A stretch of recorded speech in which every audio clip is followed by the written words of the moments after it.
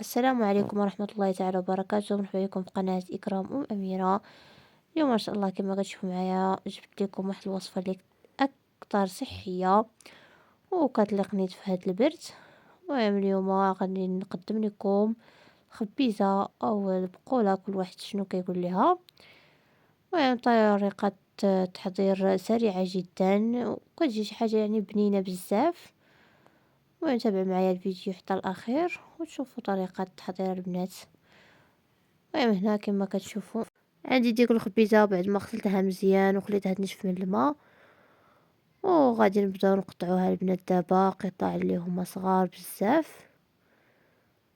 المهم على هاد الكيفيه كما كتشوفوا معايا في الفيديو. المهم غنجربوا هاد الطريقه ديالي في ديال الخبيزه البنات، اكيد غادي تعجبكم. راه شي حاجه اللي بنينه بزاف، انا بعدا كنحماق على هاد خبيزه كتعجبني بزاف.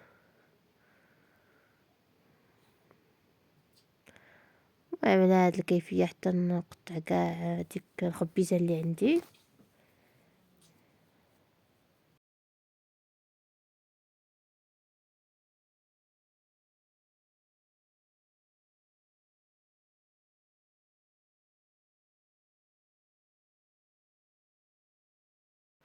وهنا بعد ما قطعت ديك الكمية ديال الخبيزة،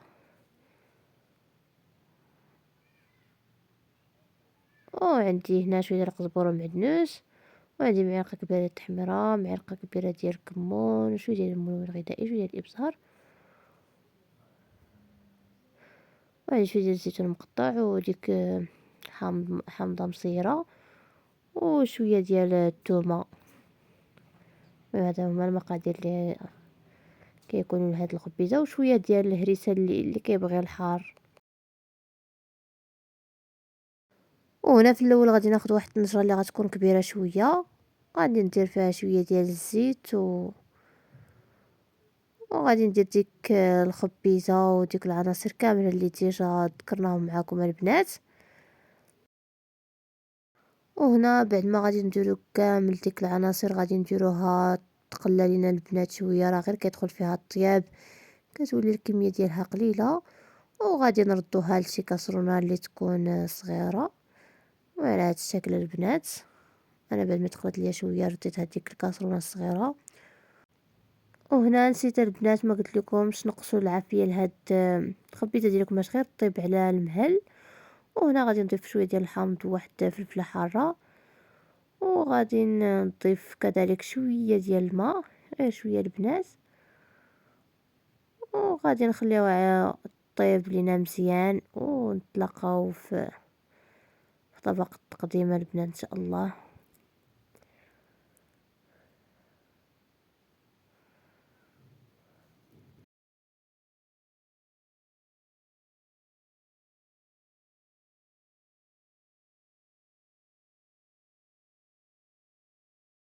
وهنا بعد ما طابت لي الخبيزه ديالي، هذا هو الشكل النهائي ديال الطبق ديال اليوم. وصفه صحيه وكتدفي في هذا البرد، يعني غير جربوها اكيد غادي تنجح معاكم وتنال الاعجاب ديالكم. وكنتمنى انكم تبارطاجيو هذا الفيديو مع الاصدقاء والعائله ديالكم، واللي ما اشتركش في القناه ديالي يشترك باش يوصلوا كل جديد الوصفات ديالي. والى اللقاء في وصفه قادمه ان شاء الله.